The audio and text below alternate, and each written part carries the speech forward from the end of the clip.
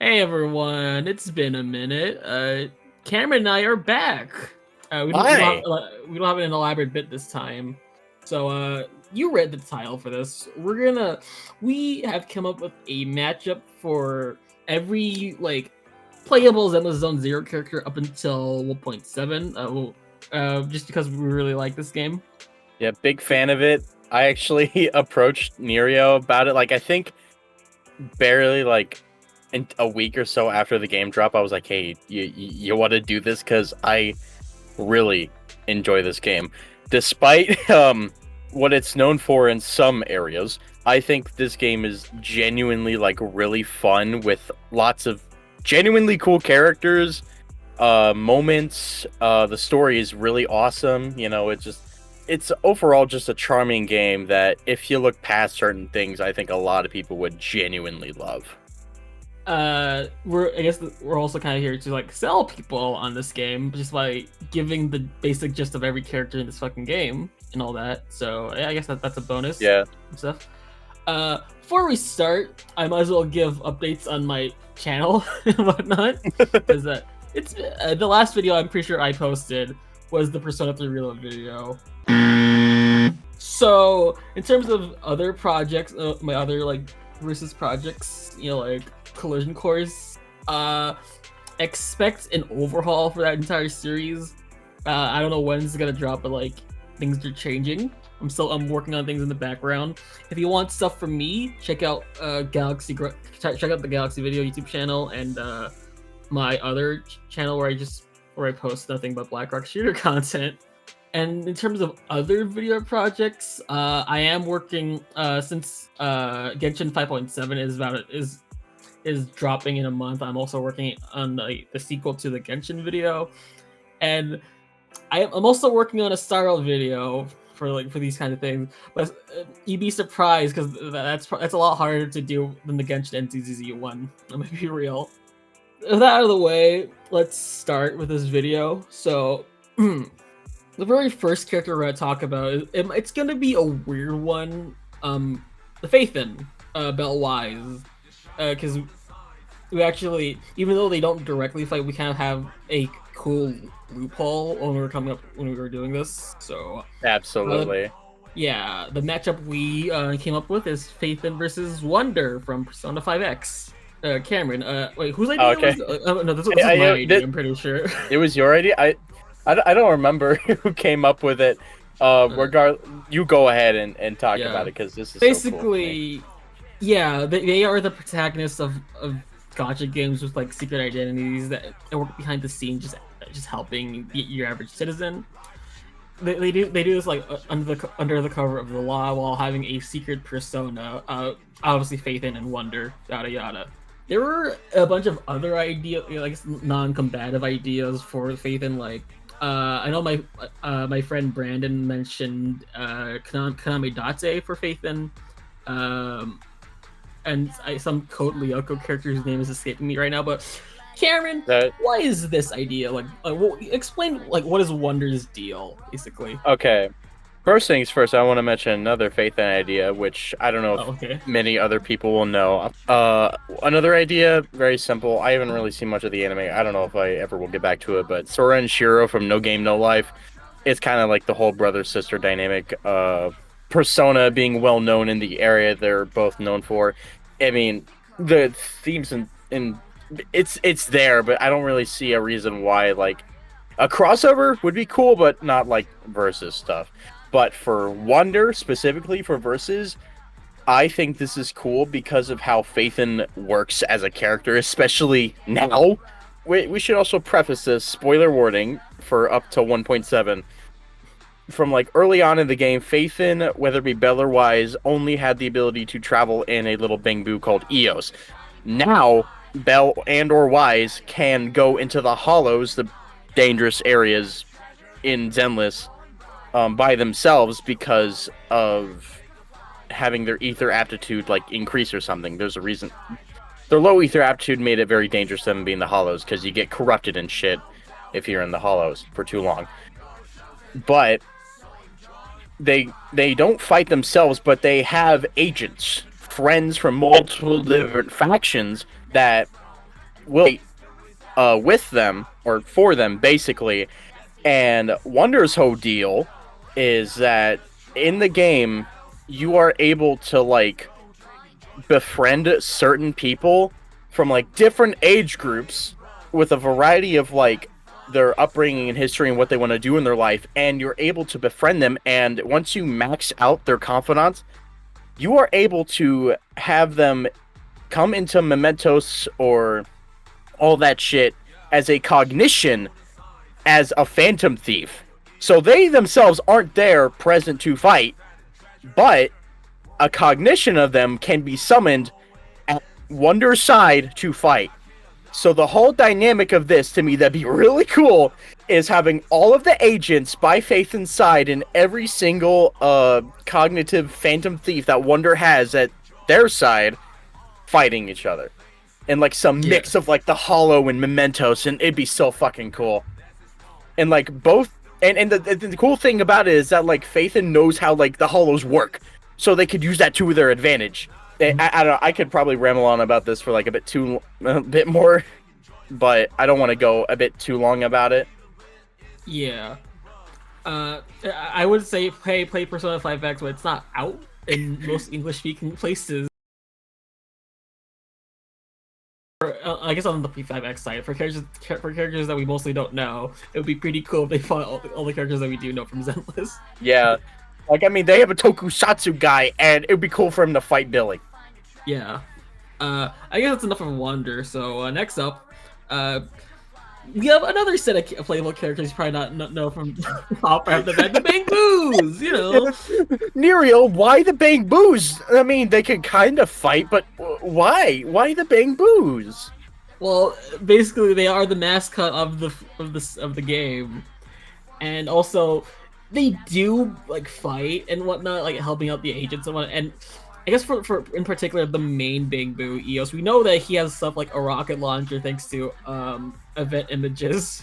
So why not, you know? Yeah. And what better opponent than, you know, the Fall Guys, of course. For obvious reasons. Why the Fall Guys?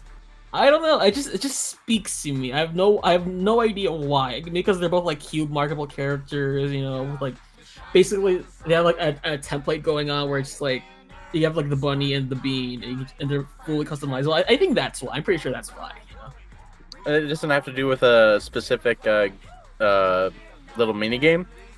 No, I don't think so. Anyways, I guess we can finally start with the playable character, the actual the meat of this video. Yeah. I guess starting with the cutting hairs, we got Nicole versus Lady DMC. Cameron, this is your idea. Go ahead. Yeah, I kind of got this from Koto. Hi, Koto. Nicole versus Lady. Women with big firearms as their main weapon, who are both working with a group of bounty hunters to make sure they stay out of debt, but somehow manage to keep themselves in the red.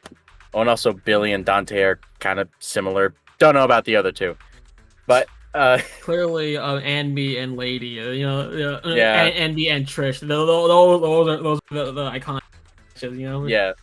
And, actually, now that I'm thinking about it, they're both clones, so maybe. Yeah, you're right. With like what powers and shit. What about Nicoma? I don't know. A simple idea. Well, I guess like it isn't very obvious, but like, I guess when you like word it like that, it's kind of yeah, I can buy it. Yeah, because I remember. I mean, initially there was one Nicole idea that we were gonna go for. At the time, we didn't care for it. I mean, I still don't really mind it, but it's still kind of boring. There's like Coco from Ruby, but it's just like briefcase weapons. I mean, Ruby and Zenless is like a really cool pairing, especially with how like the combat and visuals work. But specifically those two kind of just, I don't know. There is another Nicole idea, but we will talk about that in another video. Ooh. Anyways, I guess the next character we gotta talk about, Billy Kid. I guess this was like the first like popular matchup within this community, which is Deadpool.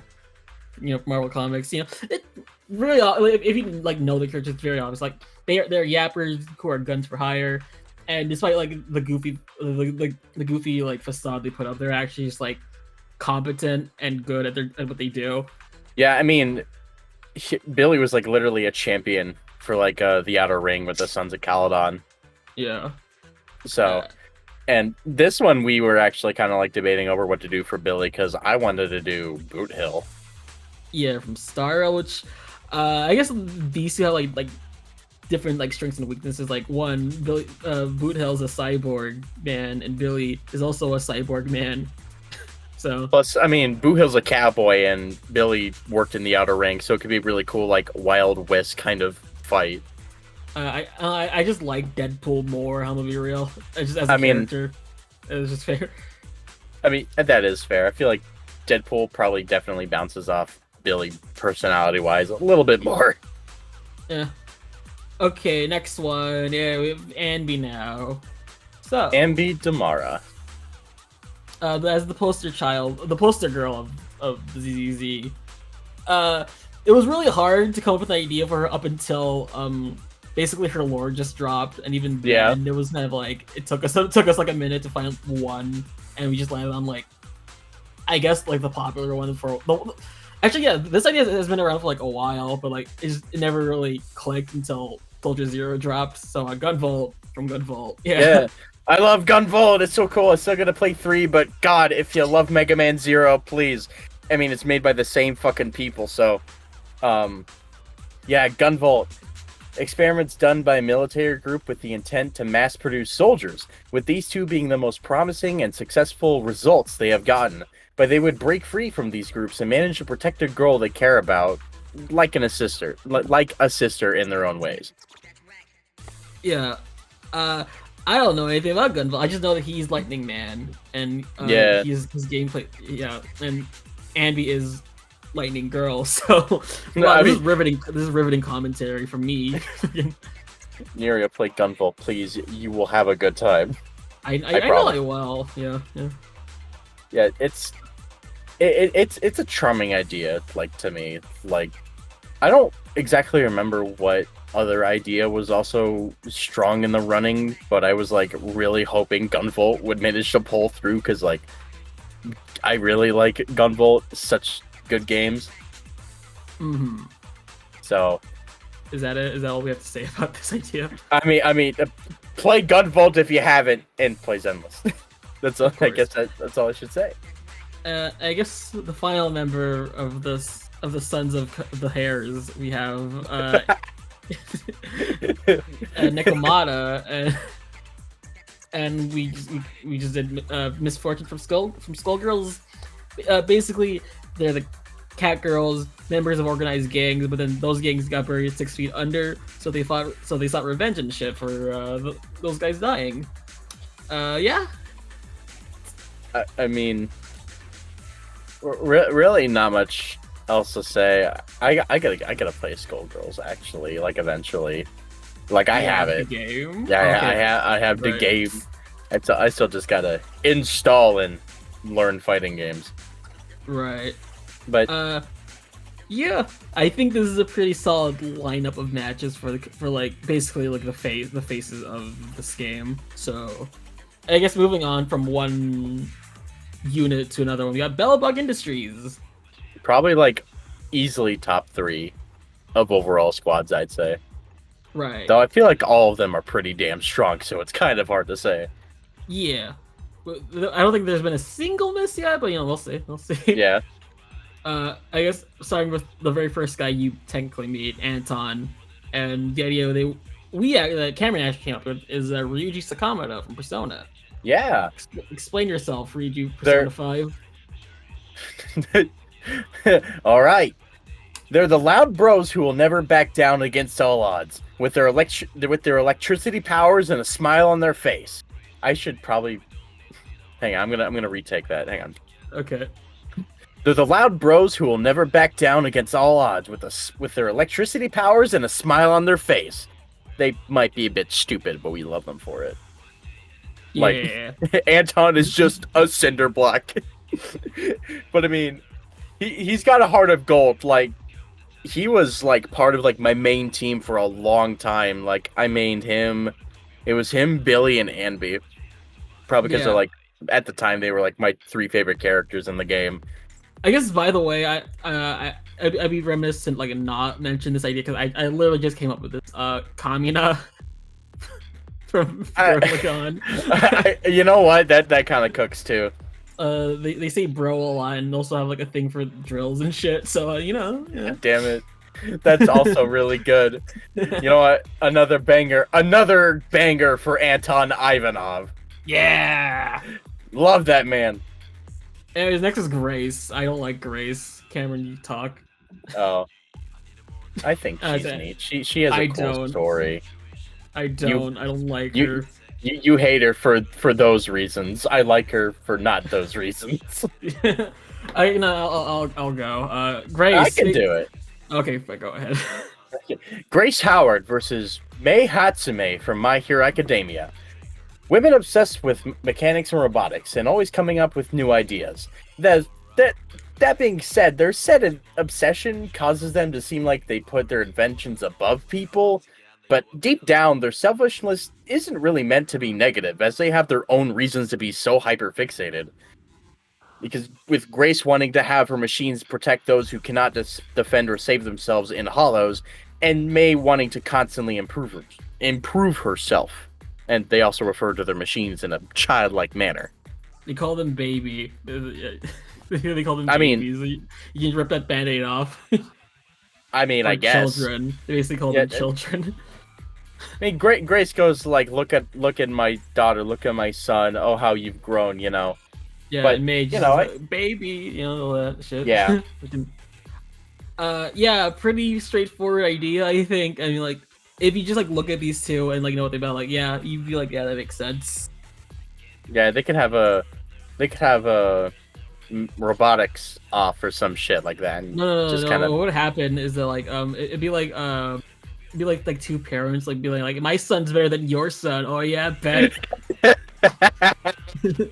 Yeah, you know what? You're right. That's exactly how it's gonna go down. That's how they fight.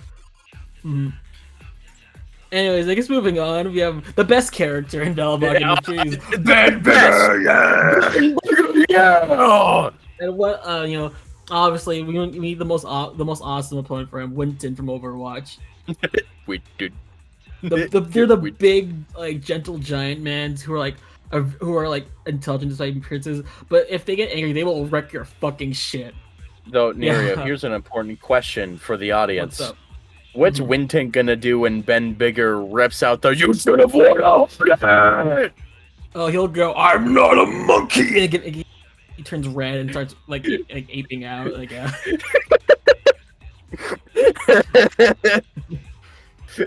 But you see, Winston wasn't standing behind the yellow line. But he is technically wearing a hard hat. Yeah, a hard hat all over his body, basically. I mean, I guess we like Ben Bigger in this house. Anyways, moving on. The last one, Kaleda. Yay! Yay!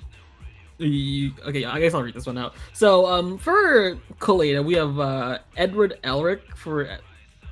Basically, they're like hot-headed and very sensitive about like their height, and people calling them like young and shit. But despite appearances, they hold very important titles, as well as inheriting something from their long-gone fathers. Yeah. You know, Kaleda's supposed to be the president, but because of her short stature, they could probably confuse Ben for her. I mean, literally, Phaethon does that at the start of the game. And, you know, Edward... yeah. Yeah, Alphonse. If you know FMA, you know the drill. Yep. Anything else you want to say about this idea? This is literally the last character. We originally weren't gonna go for this one. I guess like you said, like when you actually like continue playing like the story, you're like, oh, this makes sense now. Because like I know Ed was like an idea that's been thrown around because and we both just didn't get until we played the game. Exactly. Like initially like it wasn't just the main story, it was like Kaleda's agent story that made it click for me.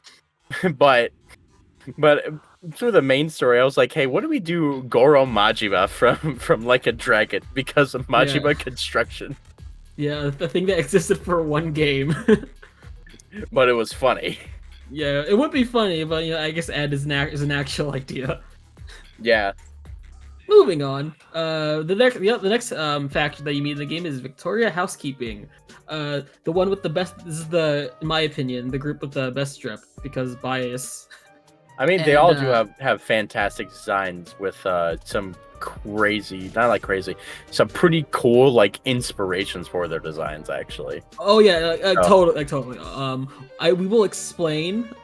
So as we go on, maybe. But I guess first off. We have our very first ID, Corin.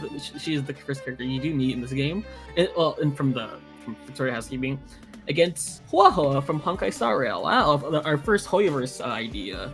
Wow! And you can just look at these two. They are these socially anxious green-haired girls who are scared of everything, but somehow get themselves roped into a job that scares the shit out of them, and have very frequently mingled with the dead. And by what I mean is, Huaho, her thing is she exercises spirits and whatnot, and Corin is probably a zombie. Yeah, she's literally, well, she's basically Frankenstein's monster. Frankenstein, yeah, but we love her for it. Corin deserves all the hugs. Yeah. And the thing with Corin is like, if you want a versus matchup with her, if you can find any character that is just socially anxious but gets roped into doing shit like this, like Kobeni from Chainsaw Man or Bernadetta from Fire Emblem, you have something there. But I don't know. I think I like this one a lot. Fun because her thing is she has big weapon. Clear dynamic is she scares her opponent just by accidentally cutting through shit and whatnot. Yeah. Hang on, wait, Nuriel.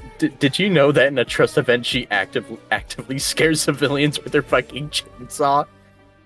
What? Oh, yeah. When she's like, I'm helping out Ellen, and when she gives me a signal, I go in, and she just revs her fucking chainsaw to scare people away. Oh, that's hilarious. It's like, Corin, what are you doing? She's trying her best. And, you know what? I guess, yeah. That's fair. We went with Huaho because it's a funny Hoyoverse idea. And speaking of funny Hoyoverse ideas, next up, we got Ellen Joe versus Rosaria from Genshin Impact. We hit the quota, baby. Woo! Woo!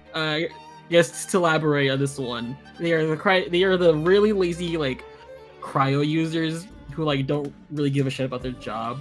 But beneath their, like, ice exteriors, they have hearts of gold and that generally want to help people, basically.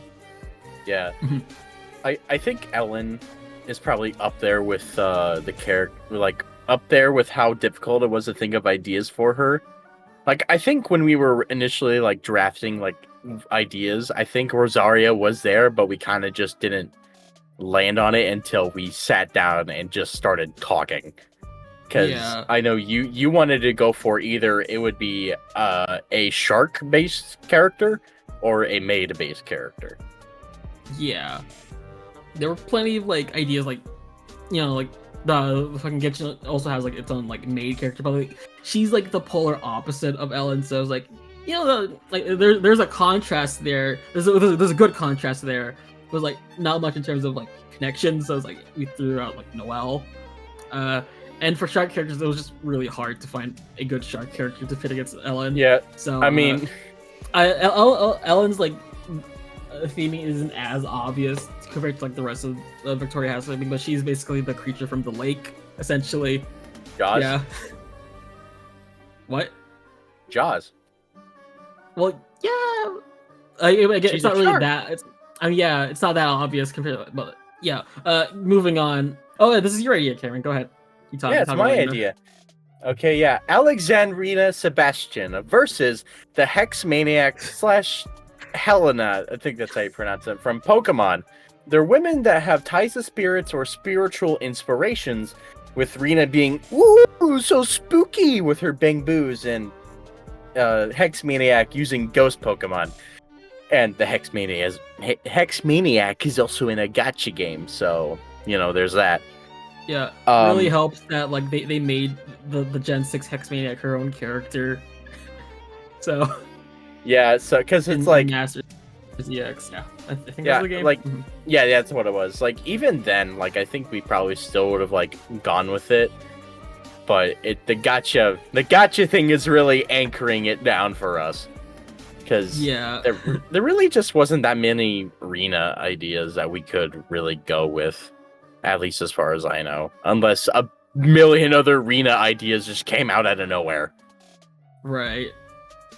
What was Reena's like monster movie? Like, oh, that's the theming, by the way. Monster movies. What was her inspiration? Like, I think what was a specific one? Because hers is supposed to be like, oh god, what was it? Was it the Poltergeist? Poltergeist, yeah, like, the TVs and shit.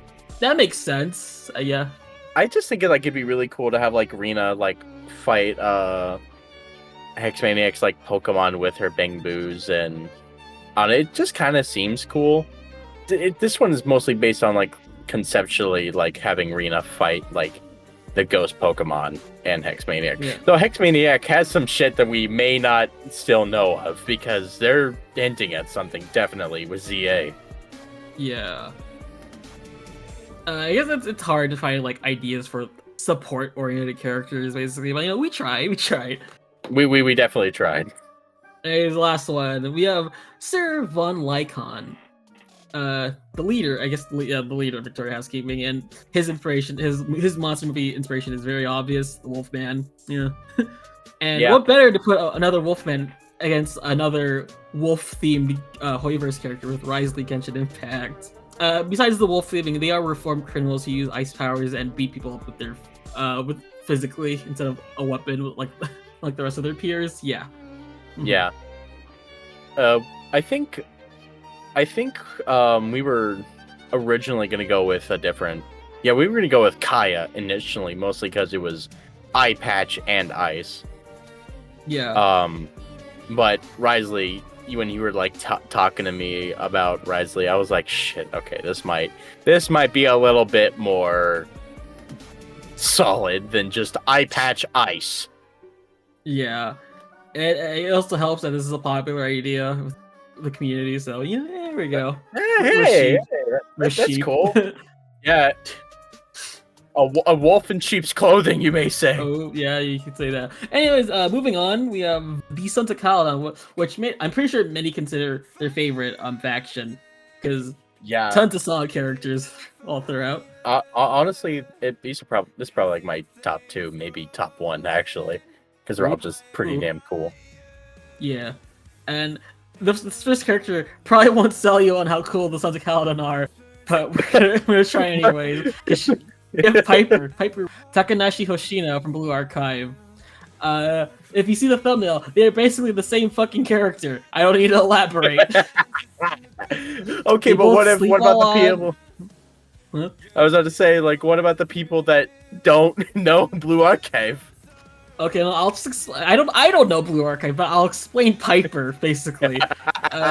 She is the most I guess one of the most competent characters of the Sons of Caledon, but she's like really tired and I guess not real lazy, but like she sleeps a lot, and the way she dresses and her interests, it makes people think that she's like an old lady. But despite all of that, she does want to like help all the rest of the Sons of Caledon and looks out for them, especially Lucy and shit. Yeah. Yeah. And speaking of Lucy, she's got what's her idea? Well, what's her idea? Well, first, Piper got some sick driving skills. She's so sick with it. But Lucy, we have Lucy versus Schnee from Ruby. They're 2 girls born into wealthy families and cut ties with them in order to gain freedom and eventually form new bonds. I think Lucy probably is like one of the more cut and dry kind of characters, because it's like you can think of like a good amount of characters like with this exact same thing. Like you could go with Amity, but I don't know. Again, it's just the way Ruby and Zenless like combat works. Like I think it would just be like really cool to see them. I don't know. I just feel like it would be really funny to see both of them interact. It does help that they're probably these two are like the most serious members of her squad. So exactly, but, you know, they might still be goofy sometimes, but you know. Yeah. Also, fire versus ice. You know, can't forget about that. I mean, sometimes Weiss has other shit too. But her main thing. But it's mainly ice. They have summons. I forgot about that part. Are you telling me you're counting those little fucking pigs as summons? Yeah, basically. Do you know I see them kick the shit out of the armored gigas? Come on. Okay. Losing against everything. I mean. Alright, audience, picture this. Weiss's fucking boar, I don't remember what it's called, and the queen bee, and the Armagigas versus these 3 little fucking pigs. Yeah. Who will come out on top? On the topic of Ruby ideas. Oh, wow, yeah, 2 Ruby ideas in a row. Take it away, Cameron. Yeah. This one probably might be, like, maybe one of my favorite ideas on this doc. But we have Caesar King versus Yang Shaolong, you know, from Ruby. They're the older sister figures that will fight and protect those that they care deeply about, with struggles to adapt to their prosthetic arm, but strive to get better with it to continue to protect those they can save. Oh, and also they have motorcycles. And I was initially gonna be like, they love to fight, but I have yet to finish Ruby. Like, I'm still at volume 6. I don't know why I haven't picked it back up yet. But I don't want to, like, say Yang loves to fight, because that kind of seems more like she enjoys combat and an early Ruby kind of deal. Because I don't fully know if she still likes to fight up until, like, volume 9. But I think that Caesar... Like, I just like this pairing. Like, I feel like these two would give each other, like, one hell of a fight, especially with how Caesar's ability works. Being, you know, she parries a move and she basically just gets, like, an aura, a defensive aura that just makes her just tank blows. And how Yang's semblance works, where the more damage she takes, the more energy she, like, basically absorbs and the stronger she gets. So, basically, it's a shield versus a spear, basically. And also, I think them having, like, a contest riding on their bikes would be pretty cool, because, you know, Sons of Caledon, they're biker gangs. Anything else you want? I have nothing to add to this. This is Cameron's idea, so I got nothing to add. I don't know. I don't really know what else to say. I just think this genuinely might be, like... Also, I think, like, if you really want, like, an example of, like, a perfect example of Ruby and Zenless, like, how, like, choreography and fight and combat, I feel like this is probably, like, one of the best ideas to, like, look at and see how well it can work. Right. Moving on, we have Bernice White, probably a contender for the most popular Zenless character because of the song. Mocktails Mixer's eyes. The snacks are real nice. Real nice. I'm gonna play that over Bernice's section only. Yeah, and that song is good. Fuck you. Yeah, fuck you. If you're a hater, fuck you. You probably know who Bernice is. She's got a fire, got a few screws loose. You know, is a mixer. Yeah, basically. And what better opponent for the Bernice White than Dingo Dog from Crash Bandicoot? Like I said, they're just goobers with, you know, who are very clearly crazy, and they have flamethrowers, and they want to see the world burn in different ways. Yeah. You see, Bernice was like, you could oh god, I remember, because it was either like pyro, if you want a contrast, yeah, like a demo man, or what's her fucking name? Is it May from Overwatch? I don't remember her name. Yeah. The ice chick that is paired against Pyro a lot. Like, just, it was like those 3. I don't think Demo Man was there, but it was like those and maybe like one other character. But I think I remember you mentioned Dingo Dial once. We laughed and we said yes. Yeah, I made the executive decision to make it Bernice's matchup. I'm pretty sure, and I'm not fucking complaining. Yep. Okay. Yep. This is the greatest versus idea ever. not much at this. I'm pretty sure this idea explains itself. Anyways, next idea we got Lighter, from versus K-Dash from King of Fighters. If you just look at these two like side to side, yeah, that is basically the connection. That is basically the connections. Inspired. I don't think it's confirmed anywhere, but it's like inspired versus inspiration, and they have fire powers within their right hands, and they're cool as fuck. Yeah, like I remember when we were like talking about this in like VC. I don't remember who was all there. I think River. Hi River, yeah, River, if you're watching hi, this. River. Yeah, I think River mentioned K-Dash, and like I kind of just looked up K-Dash, and it's like, okay, this idea is just. I think this is the Zenless Zone Zero hot dog on skateboard matchup, because it's just cool. I don't know much about K-Dash, but from what was explained, I was like, you know what, I like this. Right. I know I should have said about K-Dash. He is a clone, but like their backstories have nothing to do with each other. They just look cool next to each other, and that's all you need. they are all farm the characters. I mean, I think I remember River saying something that made me go like, "Oh yeah, that is definitely like Lighter's backstory," but I don't remember. So, don't quote me on. Oh yeah, their backstories are similar, but unlike the inspired bit, like yeah, like you said, nothing has been like confirmed. But obviously, if you look at them side by side and literally, like I think it's Lighter's agent story, you can tell that there is a very clear, like, inspiration you can take. Yeah. But this is just a thing with Hoyoverse games. They are very open about like what they're inspired by, like Anvi's whole like story. I'm pretty sure is very much inspired by Index. The character Sparkle is more or less inspired by a character named Kurumi Tokisaki. I don't think I should mention that. People hate her now in the Versus community. Oh, so put a big old bleep in that. No, I'll mention it. Fuck it. If you don't know, okay. To explain to you, she's the fucking. Yeah, never.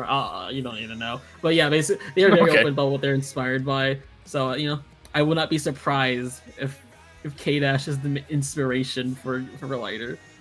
Yeah. But instead of K-Dash, like I think, and looking at the doc now, we probably could have gone with it, but there was another idea I wanted to go with for Lighter, and that was like Akihiko. Akihiko Sonata, Persona 3, yeah. Because like it kind of just seems cool, Akihiko, now with Persona 4 Arena, that him being a wandering fighter and whatnot. I kind of feel like that this would kind of be like a really cool like matchup for Akihiko and Lighter to like basically give each other like their all. But I think K-Dash works enough for me to say that I can put Akihiko aside for this video and be like, yeah, this is cool as fuck. Yeah. And I guess I'll be honest, this is a wet fart to end the Sons of Caledon because we have Polkra. Yeah, to the newest member from like 2 updates ago or some shit. Polkra Fellini. You may know her as one of the characters that oppose the Sons of Caledon in chapter 4. Might be gay with Bernice, who knows? But this is definitely the wet fart idea, as you said. Like it makes sense, but it's like, who really is hoping to see someone write Polkra Fellini versus Ilya Emitola from Ruby? I feel like I butchered that name, so Ruby heads, give me mercy. Just say Ilya, yeah. Yeah, Ilya. I'll take over. They are basically the animal-themed gang members that betrayed like a guy and like who they betrayed a madman, and after basically just like fighting with someone from the opposing side, just they gave them the opportunity to turn over a new leaf and be a good person. I don't really have much to say about this one. Opal Squad, yeah. The squad that wasn't fed for almost a year. Yeah, we're getting that big robot man Seed is going to be an Opal Squad member, right? I have no idea. No, that's what Rivet told me. I don't think she's watching this, but hi, Rivet. Hi, Rivet. Rivet. Yeah, no, Rivet, not Rivet. Yeah. Soldier 11. Yay. This was the hardest character to find a matchup for.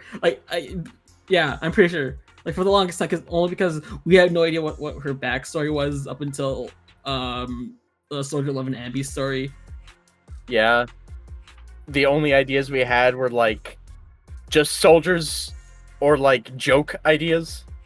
Yeah, I'm not entirely sold on this idea because I'm from other people, other smart people put this character up against Ambi, but on a surface level, I think this makes sense for Soldier 11. Misaka 132 from Index. They are basically like the clone sisters of a powerful electric user. And they were originally set to die, but miraculously they were saved and given a second chance to continue living. Yeah, we don't index much, and we just want an idea for 11 because we really liked her. Yeah, at the time, like all she had was like fucking nothing. Like nothing, we had like Soldier 76. The joke was it's Soldier with number in the name. Jetstream Sam because people compared Ambi to Raiden. I don't know what else I had put down there, but it was not good until this. I feel like even though some people put Misaka 132 against Ambi, I don't know. I feel like the whole point where like they were set to die, but I guess I can't remember if you said it was because of their sisters were given a chance to continue living. I feel like that it was not because of Misaka nope, it was not. Oh, well, but they're alive. They're supposed to be dead, so that's a connection. Yeah. I feel like that like still works pretty well. Yeah. So, but if someone's smarter in the comments tells us why Andy versus 130 works better than egg on our face, I guess. Next up, the other member of the Oval Squad, Trigger. I've been yapping too much, so Cameron, you introduce. That's fair. Even though this was your idea, but it's my autism. Damn it. We have Trigger versus Whisper from Sonic the Hedgehog. These two are elite snipers who are the sole survivors of their old teams, which caused them to grow reserved and cautious. Yet both would join new teams, making their new goal in life to be finding the culprit behind their old team's downfall. And I probably should have read more IDW before reading this, because I feel like I don't know, maybe I'm kicking myself a little bit because this is so damn good and it's Sonic the Hedgehog. Yeah. But I remember, I don't remember, I think you showed me a thumbnail of this matchup and you said, and you was like, how is this? And I was like, I said the fucking smiling friends gif, fuck, genius. Why didn't I think of that? Because it's so cool and they have masks. As a pairing, this works phenomenally, yeah. Even though their masks are used for different things. Sorry for stealing your thunder. No. You're fine. It's just I don't know. It's just so cool, and I don't know what else to say. Just genuinely really cool. God, this section's not that good. I guess we can talk dynamics. It's a sniper fight. What do you expect? I mean, yeah, sniper fight. I feel like they both could also genuinely respect each other from afar. I could see it starting as they're on a mission. Oh, I guess you can make Whisper the better one at long range with with her bunch of wisp weapons and whatnot. But when it gets close to Trigger, that's when Trigger shines more technically, because I'm pretty sure she this is off the trailer. She does a lot more close up stuff. So I mean, yeah, and also Zenless, she is a close range fighter because that's how Zenless combat works. But I think she would genuinely be the better fighter close up. But from afar, Whisper would be probably a lot better. Yeah. Or maybe they would be even because, But go on. I mean, it's not fun when it's even. I like it when there's stakes and characters have certain advantages with each other, come on. You know that's fair. It probably would be a lot better on a writing standpoint. Yeah, and I guess obviously they'd be friends afterwards, and whatnot. So as most of these matchups tend to logically end. If you're ready to move on, or. Oh yeah, I'm ready to move on. Okay, next up, Criminal Investigation Squad. We technically meet them like early on, but I guess this is the logical order we should be talking about them. I guess I don't know. I mean, maybe I guess technically we should have talked about them after Victoria Housekeeping, but we get a little bit more of them like later on. So first up, we have everyone's favorite cat boy, Seth Lowell, versus Kamen Rider Vulcan from Kamen Rider 01. They're animal-themed cops that had aimed to help persuade a female officer to the side of good and not work under corrupt figures. Despite the fact Seth didn't know Jane was undercover, but shush! Also, family issues in one way or another. Because Seth kind of doesn't like his brother, and I think I don't remember if he has like a somewhat rocky relationship with his parents, but like with his brother, he kind of just doesn't like him. Well, and they try to get along, but like he wants to get along with each other, but because of differing opinions and whatnot, they don't get along. Yeah, and Fuwa, Kamen Rider Vulcan, he wanted to like go visit his family once, but if I remember correctly, he like either couldn't bring himself to face him, or he just was like, I don't need to see him.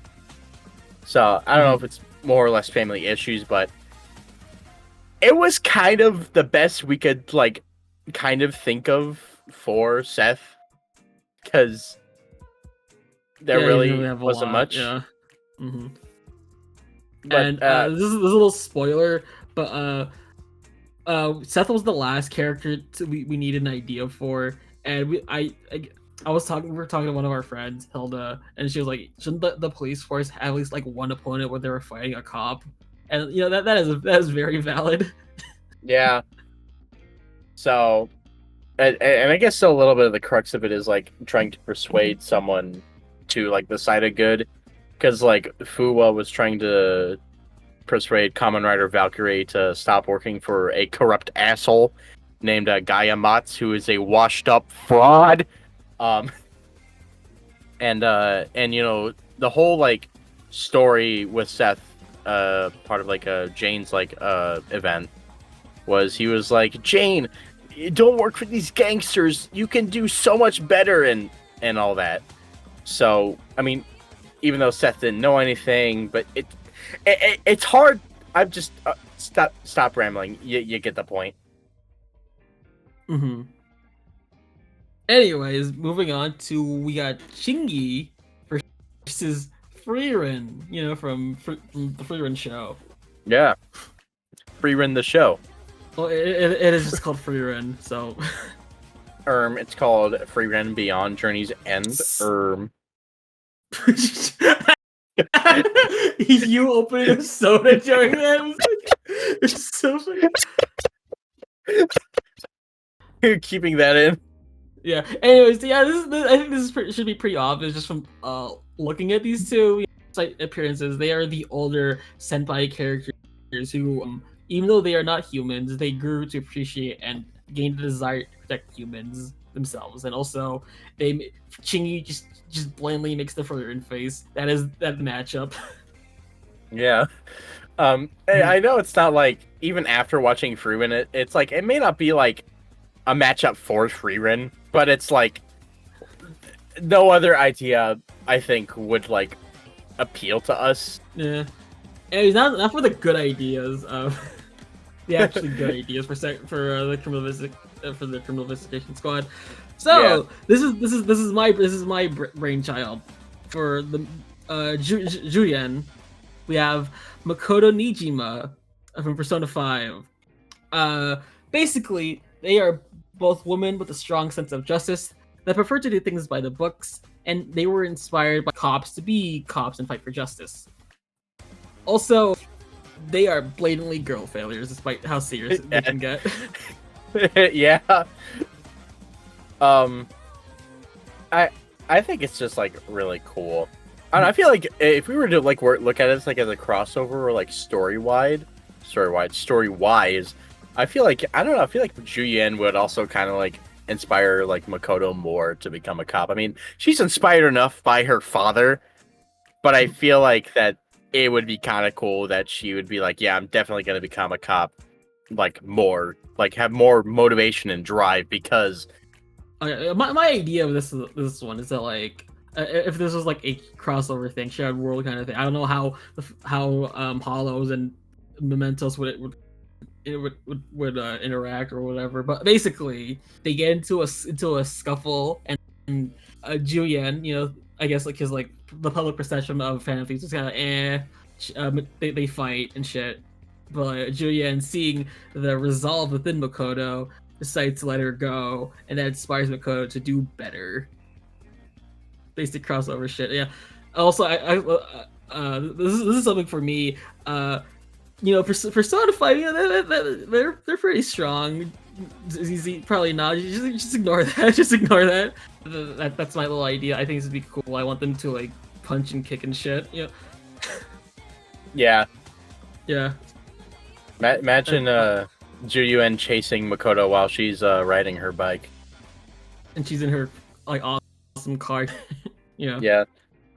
Though I mean that would require Juian to bring a vehicle into the Hollow, but it's been done before. Who cares? Yeah, who cares? And literally in her trailer, that's like one of the things she does. She rams her car into a monster thing. Yeah. I completely forgot. Anyways, moving on. We got one last member. This is Cameron's brain thingy. So yeah, because I like this one. And I am that guy. The character's Jane Doe, by the way. I am that one guy who is just like that one guy explaining to the camera while writing shit on the whiteboard with the caption explaining why, despite Jane Doe being Jane Doe, she's actually kind of a decently cool character. But so getting back to the topic on hand, we have Jane Doe versus Rouge the Bat. It doesn't help my case.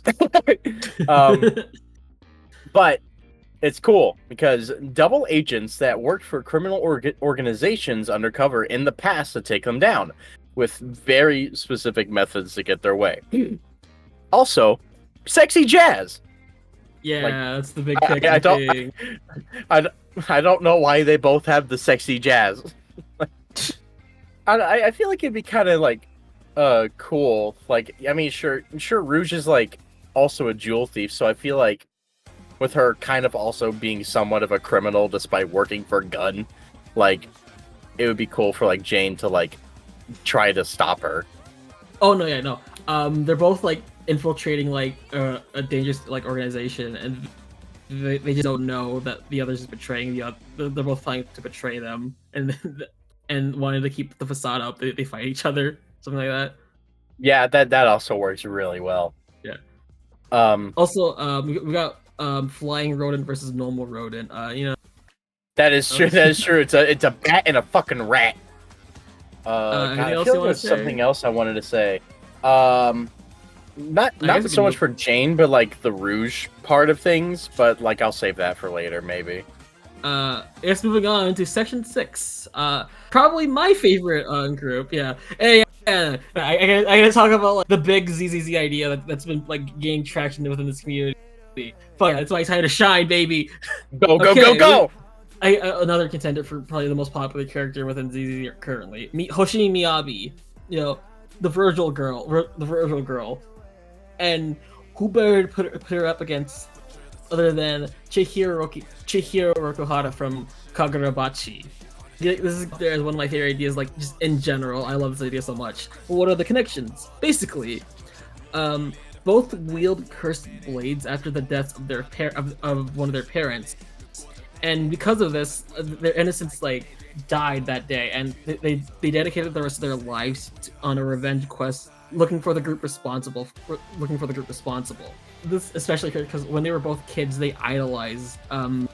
There's a ton of other things I could add, like really, I don't want to. So instead, I'll say but I'll say. I feel like we're both. I mean, if they were saying the same thing, go on. I'll say I'll link the fucking Chihiro versus Miyabi G1 blog down in this description, just like a better idea of this matchup. Yeah, I was gonna say that. I was gonna say check out that blog. It's really good. It's sold people on the matchup alone, so like yeah, it's worth checking out. I will admit I skimmed it, but I want to fucking read Kagurabachi. Like after reading that, like after this video, I might try and read it, but who the fuck knows? Because honestly, Hoshimi, like Miyabi, I think has gone up there to probably be like in my top 3, maybe like top 5 characters in Zenless.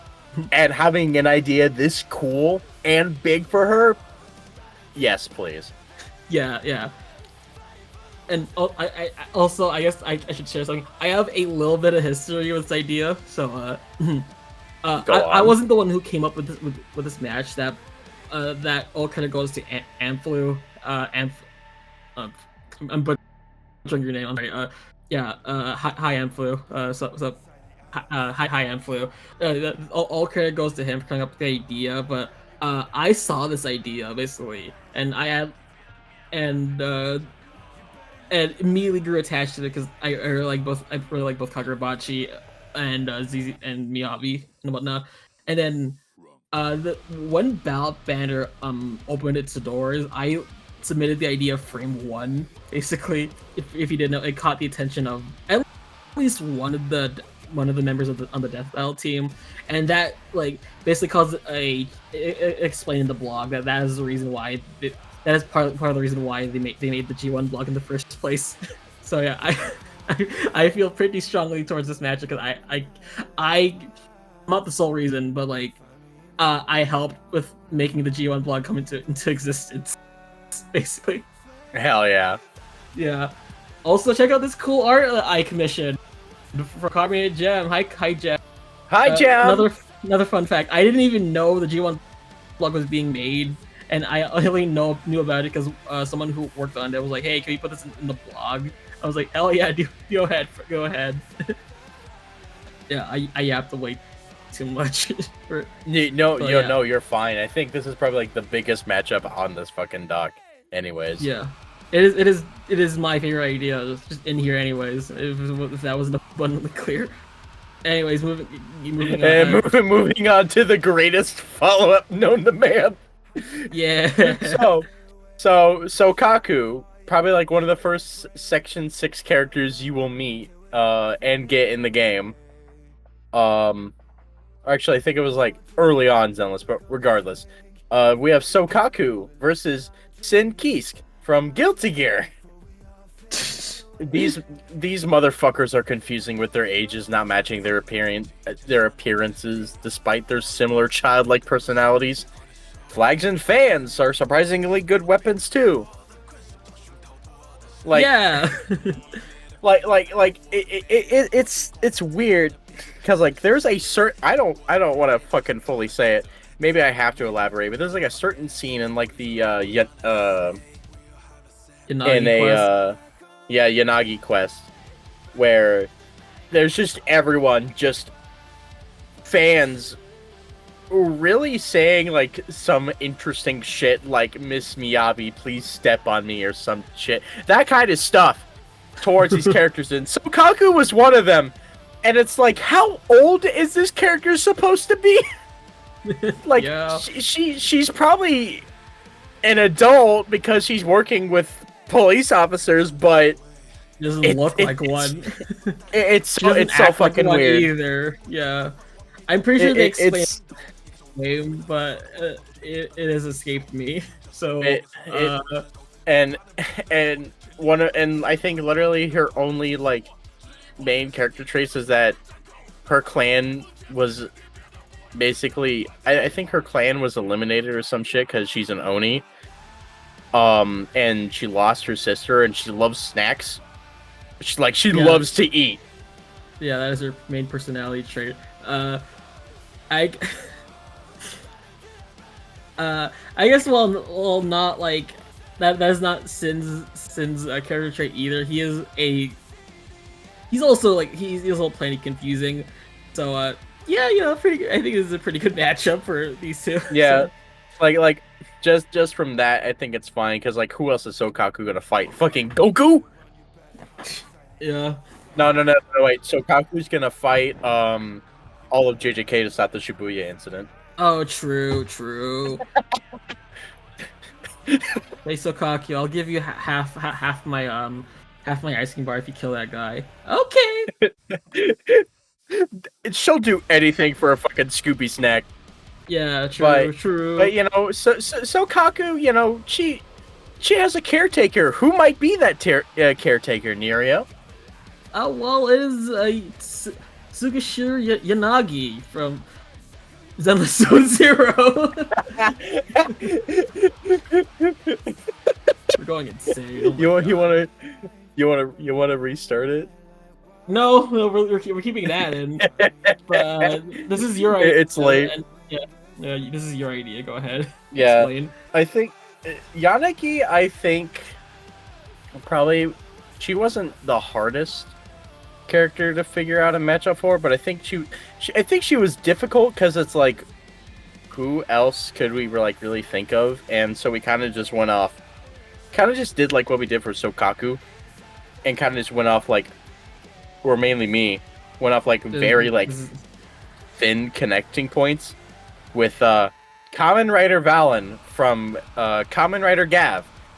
I haven't caught up with the series, so I don't know how accurate it is, but these two were once pure humans before making deals to have foreign attributes put into their body, whether it be blood or organs. This act boosted their physical abilities as well as having a special ability with an individual that loves snacks. Soaku and Shoma. Yeah. So it... Go on.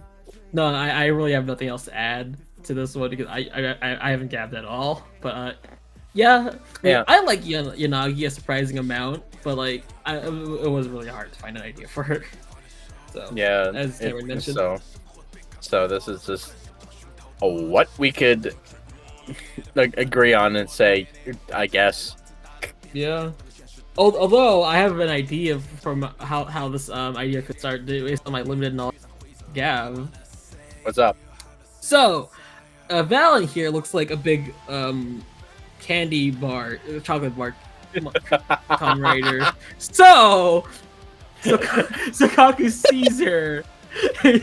Obviously, she would want a bite out of Valen's armor, and then I guess Valen was just like Batman, like backhand her away, and then Yanagi just happened to be walking in, sees that, and they fight. Yeah, you know what? That I'm believing that to be true. That's how it happens. Yeah. Oh Anyways, my God. The last member of Section 6, we got Asaba Harumasa, and he is the hardest one for us to come up with a matchup for, because like because most surface level ideas just him versus a guy with a bow, but Cameron over here like a genius idea. Like honestly, it's a cool one. But I just want to say, I just want to say, the one idea that I've seen thrown around for Harumasa being like Hawkeye, and comparing like Hawkeye being deaf to Asaba, spoiler, literally having a condition that makes him fucking die it's astounding. It's astounding. Yeah. But for the actual really cool idea, I don't know how I pulled it out of my ass, but we have Asaba Harumasa versus Chidori from Persona 3.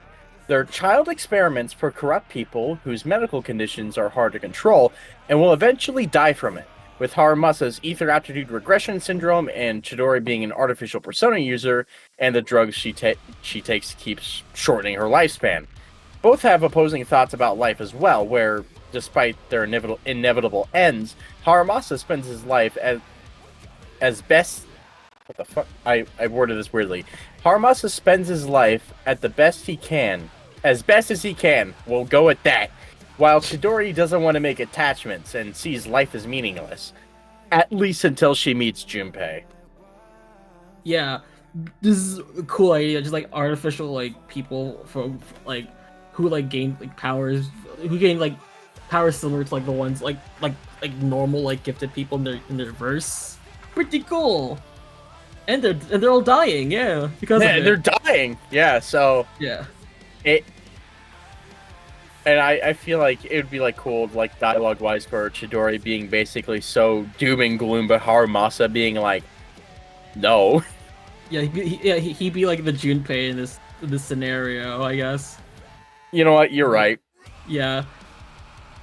Also, idea for Harumasa, I sent Cameron like a few nights ago. Sans. I'm just put up on the screen. You can read it. And my favorite part about this is like the thing that you said immediately after I sent it to you. I don't remember. Hang on, I'm gonna go back in our DMs. No, you said, I hate that I don't hate this. It's true. It's true. I don't hate it.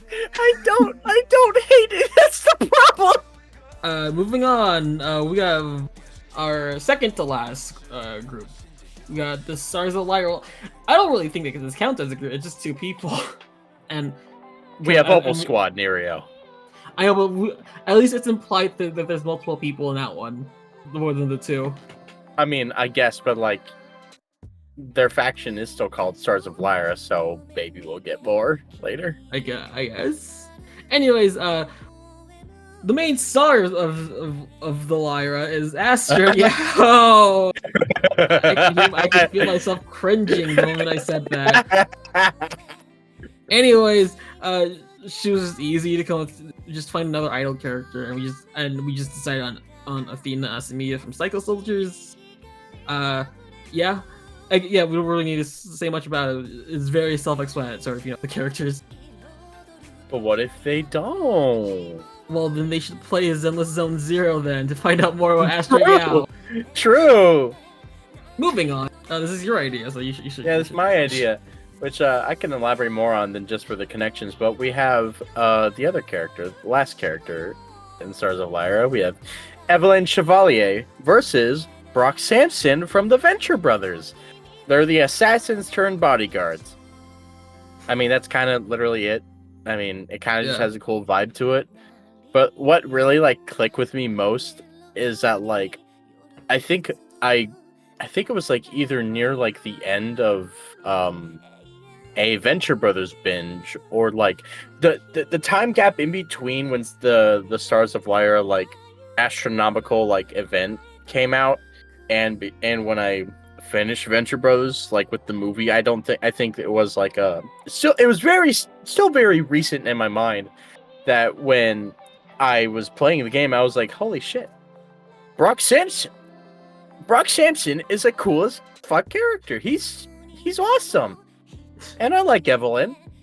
So why the fuck not? Yeah, that is what we call recency bias. Exactly. Yeah. Also, this is my observation. These are probably like the most out there pairings. For in terms of like series that we put ZZ up against. You have Venture Bros, and I guess Psycho Soldiers. Wheel says everything, but that's like mostly King of Fighters. That's where K-Dash is from. But like, yeah, this is out there. I mean, it works. I mean, I feel like we've probably had like weirder pairings in the past. I know. I feel like Venture Bros is the weirdest one. I suppose in comparison to everything else on here, because like its only other competition is probably fucking Crash Bandicoot. And even then, Crash Bandicoot at least makes some level of sense. Yeah. Yeah. I mean, I don't want to say this will be cool. Everyone's cool. Well, just watch a trailer. Brock Sampson. I'm pretty sure he has cemented himself in like media culture that he is just a cool character. Fucking yeah. Of course they should fight. Yeah. And I guess we have our very last faction. We got Mockingbird, the most recent one. So, starting off, we have Vivian, cool rocket dress lady, against Tharja Fire Emblem. I'll explain the questions for this one. Both are women who were where outsiders tend to avoid them due to their powers, because Tharja is the fucking dark mage, and she's also weird. And Vivian, her whole shtick here is that like she is a, you know, Absol from Pokemon, where he, that is essentially it. Yeah. Yeah, basically, yeah. Where they both basically warn people from their disasters, but people just end up blaming them for it and whatnot.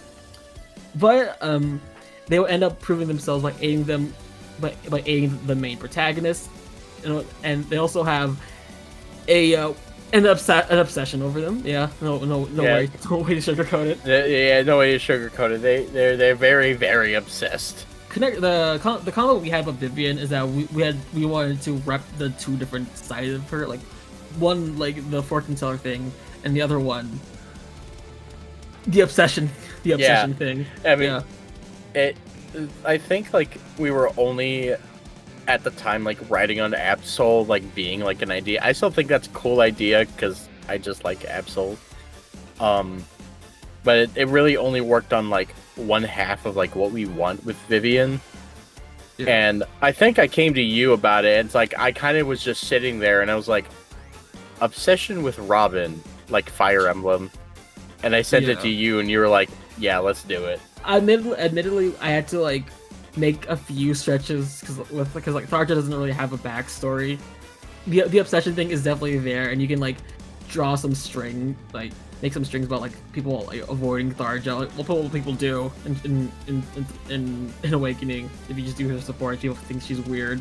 So yeah. That's a good enough middle ground for me. Yeah, and I think it's cool. Also, like with Vivian being like an ether character, having like projectiles and shit, you know, and Tharja being a dark mage, it'd be a cool projectile battle, I guess. Yeah. I don't fucking know. And well, the last character to be added in ZZZ version 1.7 is Hugo. Cameron, this is why don't you explain Hugo versus his matchup? Yeah, Hugo's matchup. Okay, we have Hugo, Vlad. Spoilers. Hugo, Vlad, Ravenlock versus Goro Akechi from Persona 5. So we started with Zenless versus Persona 5, and we're ending with Zenless versus Persona 5. We didn't think of this; it kind of just happened. But these two, they're Phantom Thieves, the illegitimate children of individuals with power over society, with them resenting their fathers and wanting to kill them for the pain they brought into their lives, and losing connections to their mothers in one way or another because of their mere existence. But none of that would stop them from upholding their form of justice. And Hugo is so fucking cool. I love the recent story that came out. Yeah. Also, another connection. They just miraculously came back from the dead. Yeah. You see, I was gonna put it in the doc, but it's like I wasn't sure how to word it. But yeah, like literally, they're not dead anymore? Question mark. Yeah. I mean, with Hugo, very cut and dry. Akechi, maybe. Maybe. Yeah. So I guess I feel like this match kind of speaks for itself in terms of both like. I think we've established that ZZZ fighting Persona is pretty cool. Yeah, and we had to cut away some Persona matchups because we kind of had a lot of them. Yeah, but and I think Hugo versus Akechi I think is probably like not only is it, I think like a really strong matchup to end like this video on. But I just think, like, story-wise, it would be, like, just so cool to see them interact, like, with their forms. Like, they're basically opposing sides of, like, justice. Like, Akechi's a little more corrupt. And Hugo will do what it takes to make sure that everything evens out. I guess, in a sense, because he wants everyone to have... He wants equality. Yeah. And Akechi is kind of just a psycho. Yeah, no way to say it. Yeah, and so I feel like honestly having like the dynamic of like, because they're both on paper, very like charismatic, very like careful with their words to like basically do whatever it takes to get their shit done. And so I feel like that Akechi and Hugo would have like the more charismatic like sides in like if they were to fight. But I think Akechi would be the one to break and go full on psychotic, and Hugo would just fucking pity him. Yeah. I mean, maybe they can both just break and be like insane, go insane, like and shit. Maybe, yeah. Yeah, I think if Hugo were to break, it'd probably be like more like as like the climax. Yeah. And that's that. Yeah, that's all the ZZ characters. I think a total of including Faith and the Bang Boos, that is 35 characters. Damn. Good lord. Will we do this for like when version 2 wraps up? I don't know. I think I'd rather wait for 3 to come and we have much more characters to talk about. At the time of like recording this, a new faction is going to come out. I think it's gonna be the update after Hugo's banner, which hasn't happened yet. Vivian still has like a week, and I got her engine out of nowhere. By the way, I tried it and I got her engine. We have like a Yishuan, I think that's how you pronounce it. We have her. And those are the characters, yeah. Yeah, and the panda dude. Yeah, which I've seen so many Kung Fu Panda memes with that dude. But there's a lot more to come, as like you said, Nuriel. There's like Seed and whatnot. There's the idol group too, yeah. So there's like so many more characters that I'd probably say like maybe in like a year and a half we'd probably come back to giving matchups for like those characters. Maybe if more characters get on this dock, get content, maybe we'll update them. Who knows? That's a big maybe. Right. But I think as of right now, I like what we have, even if some of them are kind of very much stretching it, to say the least. But I think we have a lot of bangers in here. Yeah. I think I made it clear that my favorite matchup, my 2 favorite matchups here is Miyabi versus Chihiro and Juian versus Makoto. Wow, the lovers. Ooh. Wow. What are your favorite ideas on here, Cameron? Well, I'll just say Ambi, Gunvolt, and fuck it, Miyabi Chihiro, because